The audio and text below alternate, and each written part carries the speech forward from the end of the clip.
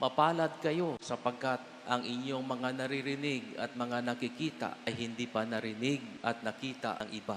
What we are witnessing now are not yet seen or heard by others. Marami sa ating mga kapatid ang gusto pang marinig ang salita, ang mabuting balita, ngunit walang pagkakataon. Samantalang tayo'y nandirito araw-araw, maswerte sapagkat tayo'y malaya at pinagkakalooban ng maraming biyaya.